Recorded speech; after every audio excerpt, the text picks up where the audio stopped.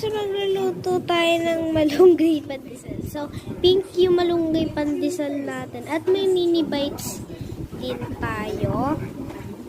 So, let's go start. So, may bibili. Pamili nga pa. Ano yun? Pamili nga po ng malunggay pandesal. Ito nga po, 20. Sige, aka na po yung pera.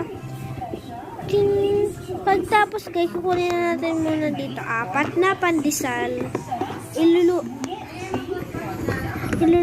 ko lang po to. Wait lang po. Sige pa, tapos po ako. Tapos po i-collect ko po sila. Dito po. Tapos po isasalado ko na po. Ayan. Tapos po ilalagay ko po sila dito. Yung order po niya. Pagtapos, may mini bites po ba? Wala! Sige po. At guys, papakita ko pa yung sugat ko sa inyo. Tiglove siya kaya pag ginaganto ko siya, ganto na po. Ayan o, may buto po kasi umaano. So, nagbebenta din po kami ng happy birthday sunglasses. Ito po yung mga binibenta. Ito po, 20 po. Ito po, 50. Hindi na po kayo. So, ibibigay na po natin to malunggay pandesal. Ito na po. Ito na po. Ayan, kuha po kayo.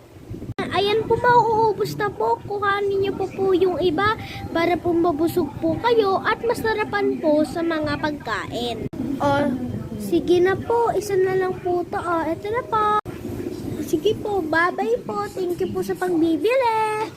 So, guys, bibili lang po ba kayo? Ito po, yung mga mini bites, isa po, 2. Tapos po, 2, basta 2 pag isa.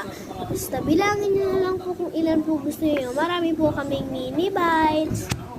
At po, ito po yung lutuan po na malunggay pandesal. Mag-comment na kayo dyan sa comment section kung ano pong bibili nyo. Malunggay pandesal ba? Or mini bites.